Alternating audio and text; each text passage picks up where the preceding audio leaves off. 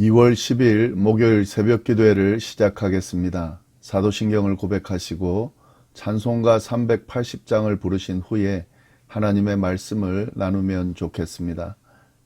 오늘 저희에게 주신 하나님의 말씀은 누가복음 11장 29절부터 36절까지의 말씀입니다. 무리가 모여 있을 때에 예수께서 말씀하시되 이 세대는 악한 세대라.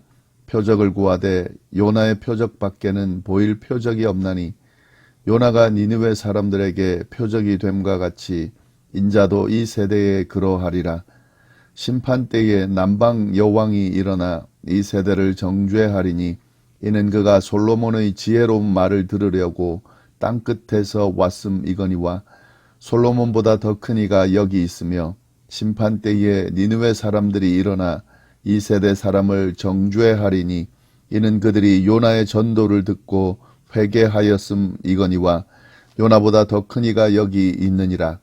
누구든지 등불을 켜서 속에나 말 아래에 두지 아니하고 등경 위에 두나니 이는 들어가는 자로 그 빛을 보게 하려 함이라. 내 몸의 등불은 눈이라. 내 눈이 성하면 온몸이 밝을 것이요 만일 나쁘면 내 몸도 어두우리라. 그러므로 내 속에 있는 빛이 어둡지 아니한가 보라. 내 온몸이 밝아 조금도 어두운 데가 없으면 등불의 빛이 너를 비출 때와 같이 온전히 밝으리라 하시니라. 아멘. 오늘 본문은 예수님께 끊임없이 표적을 구하는 사람들에게 그들을 책망하시며 요나의 표적밖에는 보여줄 것이 없다고 말씀하시는 내용이 나옵니다. 그 내용을 함께 보도록 하겠습니다. 먼저 29절 말씀입니다. 무리가 모였을 때에 예수께서 말씀하시되 이 세대는 악한 세대라. 표적을 구하되 요나의 표적밖에는 보일 표적이 없나니. 예수님의 주변에 모여든 사람들은 끊임없이 표적을 구했습니다. 예수님은 그들을 보시고 악한 세대라고 지적을 하셨습니다. 그 이유는 예수님께서 많은 표적을 보여주었음에도 불구하고 그 표적의 의미를 깨닫지 못했기 때문에 그렇습니다.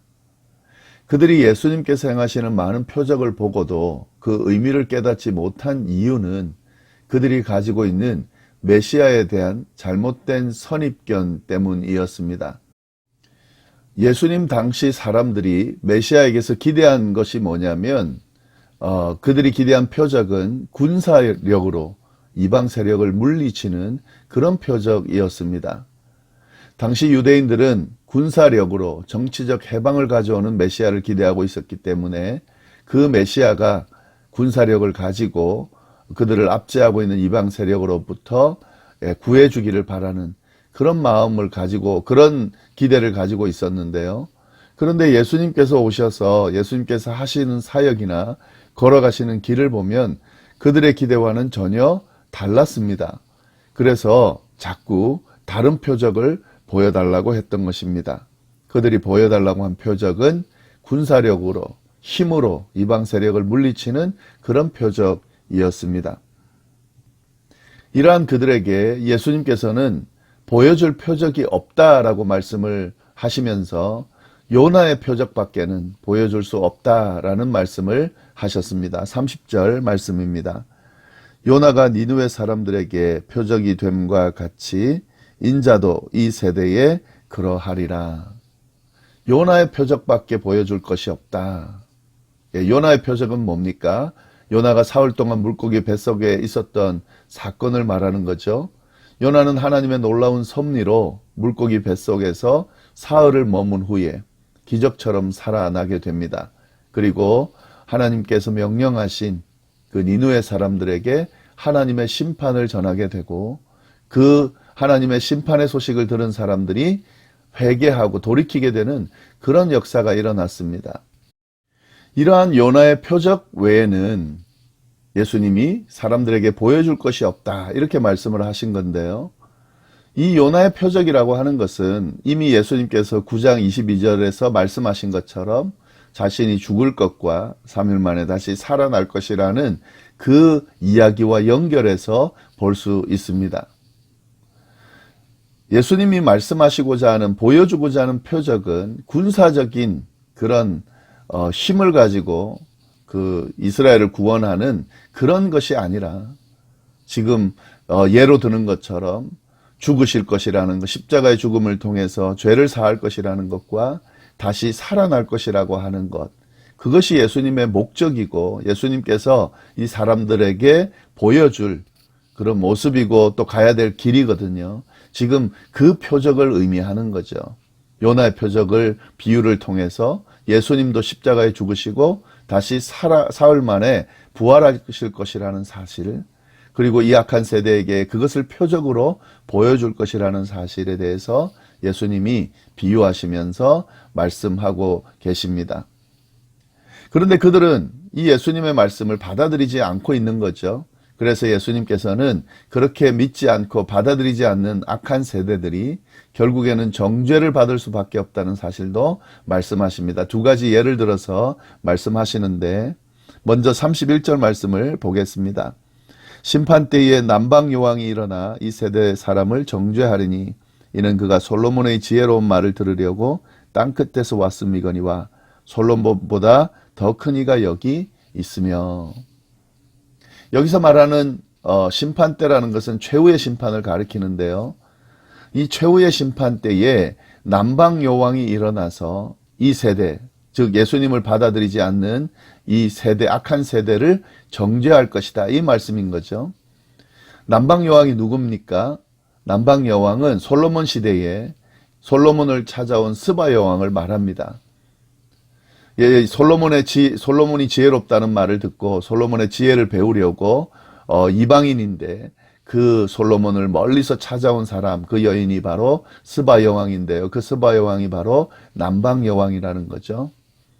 이 남방 여왕이 최후의 심판 때에 지금 이 세대를, 예수님의 말씀을 듣고 받아들이지 않는 이 세대를 정죄할 것이라는 거죠. 왜냐하면은 솔로몬의 지혜를 듣기 위해서, 배우기 위해서 멀리서까지 자기가 찾아갔는데 이 솔로몬의 지혜보다 더 큰 예수님의 지혜가 선포되고 있는데도 그 지혜를 듣지 않고 배척하는 그 모습을 보면서 이 유대인들을 정죄할 것이라는 말씀인 거죠. 솔로몬보다 훨씬 큰 예수님의 지혜를 듣지 않는다는 것은 도무지 이해할 수 없는 일이기 때문에 이 남방 여왕이 그들을 정죄할 것이다 라는 예를 들어서 예수님께서 예수님의 이 말씀을 받아들이지 않고 있는 사람들을 지적하고 있는 거죠.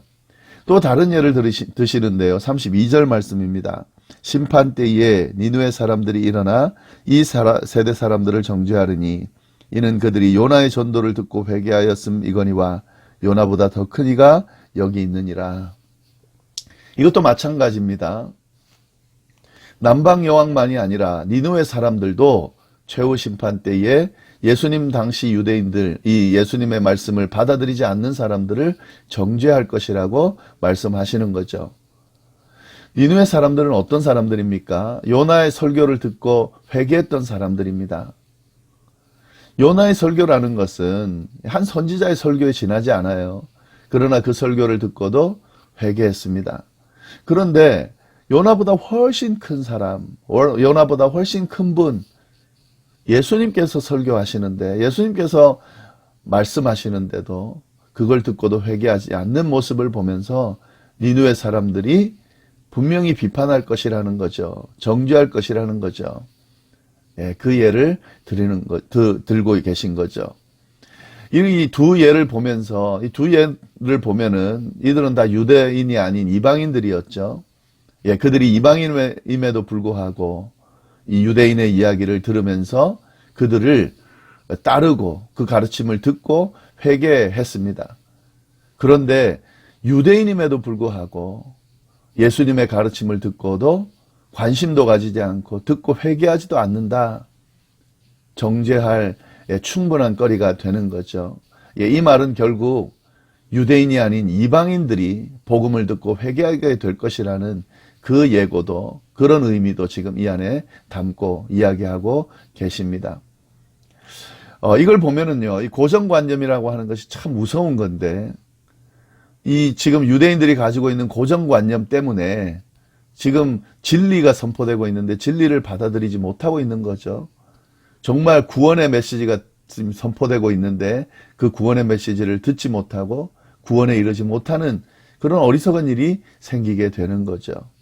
그들이 생각하고 있는 메시아, 군사적인 힘을 가지고 자신들을 구원해 줄 것이라고 하는 그 고정관념, 선입견이 결국 정말 진정한 메시아가 오고 그 메시아를 통해서 복음이 선포되고 그 선포된 복음으로 인해서 영원한 생명을 얻게 될 수 있음에도 불구하고 지금 그 기회를 놓치고 있다는 사실을 오늘 말씀을 통해서 우리가 깨달을 수 있습니다. 오늘날도 마찬가지입니다. 고정관념, 선입견을 가지고는 절대 하나님의 말씀을 제대로 듣고 이해할 수가 없습니다. 내가 가지고 있는 지식이나 내가 가지고 있는 경험이나 내가 가지고 있는 욕심 때문에 하나님의 말씀이 선포되고 하나님의 말씀을 통해서 우리의 삶이 복되게 되는 길이 제시되고 있음에도 불구하고 그 길을 제대로 이해하고 받아들이지 못하고 그 복을 차버리고 그렇지 못한 길로 가는 경우가 얼마나 많은지 모릅니다. 오늘 말씀을 통해서 제대로 우리의 모습을 볼 수 있어야 되겠습니다. 그리고 고정관념, 선입견들을 깨고 있는 그대로 정말 진리 되시는 하나님의 말씀을 그대로 받아들이고 그대로 믿고 따르는 그런 믿음이 필요할 때라 생각이 듭니다. 네, 그리고 이제 한 가지 더 우리가 볼 것은요. 예수님은 당시의 가르침과 사역이 등불처럼 모든 사람 앞에 밝히 드러났다는 말씀을 해주십니다. 33절부터 36절까지의 말씀인데요. 누구든지 등불을 켜서 움속이나 말 아래에 두지 아니하고 덩경 위에 두나니 이는 들어가는 자로 그 빛을 보게 하려 함이라. 내 몸의 등불은 눈이라. 내 눈이 성하면 온몸이 밝을 것이요 만일 나쁘면 내 몸도 어두리라. 그러므로 내 속에 있는 빛이 어둡지 아니한가 보라. 내 온몸이 밝아 조금도 어두운 데가 없으면 등불의 빛이 너를 비출 때와 같이 온전히 밝으리라 하시니라. 이 말씀은 예수님께서 지금 하시는 그 모든 사역들, 가르침들 이런 것들이 밝히 드러나 있다는 말씀을 하시는 거죠. 못 알아볼 이유가 없다는 말씀을 하고 계시는 겁니다. 예수님은 빛으로 이 땅에 오셨습니다. 그래서 사람들이 이 빛을 충분히 보고 알아챌 수 있습니다. 그런데 이 빛이신 예수님을 알아보지 못하고 있는 유대인들에 대해서 안타깝게 이야기를 하고 계시는 거죠. 예수님의 사역, 예수님의 모습, 예수님의 가르침은 감추어지거나 숨겨지지 않았습니다. 모든 사람에게 빛을 비추는 등불처럼 공개적으로 밝히 드러나 있습니다. 그렇기 때문에 이 빛을 모든 사람이 볼 수 있는 거죠. 그런데 정작 유대인들이 보지 못하고 있다라는 사실을 예수님이 안타까워하면서 지적하고 있는 거죠. 예수님의 이 가르침, 복음은 모든 사람 앞에 드러나 있습니다. 빈부의 차별도 없고요. 인종차별도 없고 남녀차별도 없고 많이 배운 사람과 그렇지 못한 사람들의 차별도 없었습니다. 이것이 예수님께서 오셔서 비추신 빛의 모습이다 하는 거죠. 지금도 마찬가지입니다. 예수님의 그 복음의 빛은 누구에게나 밝히 비춰지고 있습니다. 그러므로 참된 등불이신 예수님을 보고 그분의 빛 가운데 거하는 일은 우리의 신분이나 조건과 상관없이 할 수 있다 하는 거죠. 이것을 좀 잘 깨달으면서요.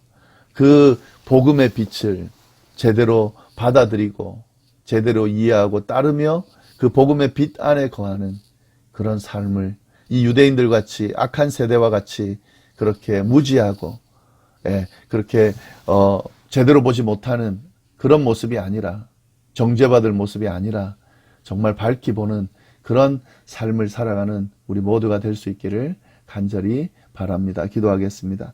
하나님 아버지 감사합니다. 귀한 말씀으로 오늘 하루를 시작합니다. 빛으로 오신 예수님, 복음의 빛을 전해주신 예수님, 우리의 선입견과 고정관념으로 제대로 바라보지 못하는 어리석음을 범치 않도록 주님 모든 선입견 고정관념을 깨고 오직 주님의 뜻을 바로 이해하고 바로 따르며 바로 바라보고 그래서 주님이 주시는 은혜와 축복을 받아 누리는 우리의 삶이 될 수 있도록 인도하여 주옵소서. 오늘 하루도 어디서 무엇을 하든지 건강하고 안전하게 하나님의 은혜 가운데 거하는 사는 하루가 되기를 간절히 바라고 살아계신 예수님의 이름으로 기도드립니다. 아멘.